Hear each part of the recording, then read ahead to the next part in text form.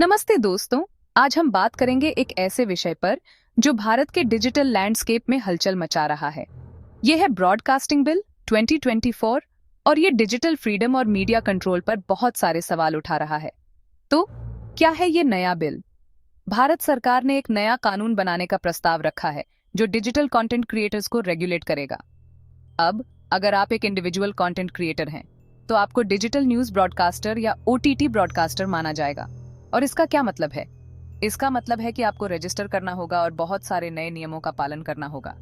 आलोचक इसे digital licence raise कह रहे हैं, जो भारत के पुराने जमाने के ब्यूरोक्रेटिक कंट्रोल की याद दिलाता है। उनका कहना है कि सरकार ऑनलाइन नैरेटिव्स को कंट्रोल करना चाहती है और डिजिटल मीडिया पर अपनी निगरानी बढ़ाना चाहती है।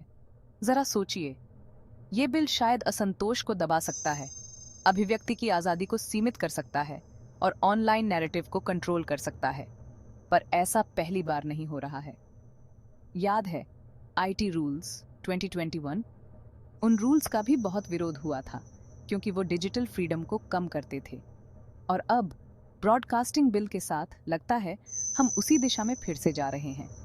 सरकार का कहना है कि ये रेगुलेशंस रिस्पॉन्सिबल कंटेंट और नेशनल सिक्योरिटी के लिए ज़रूरी हैं। लेकिन सच तो ये है कि इस बिल के अस्पष्ट प्रावधान और पारदर्शिता की कमी खतरे की घंटी बजा रहे हैं। सेंसरशिप के लिए इसके दुरुपयोग की बहुत चिंता है। ये सिर्फ यूट्यूब की बात नहीं है दोस्तों, ये ट्विटर, इंस्टाग्राम और यहाँ तक कि प्राइवेट वेबसाइट्स की भी बात है।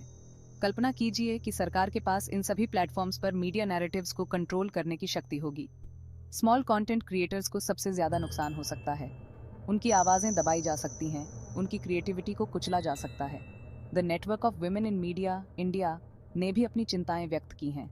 वे सरकार से आग्रह कर रहे हैं कि इस बिल को लागू करने से पहले स्टेक होल्डर्स के साथ व्यापक कंसल्टेशंस की जाएं।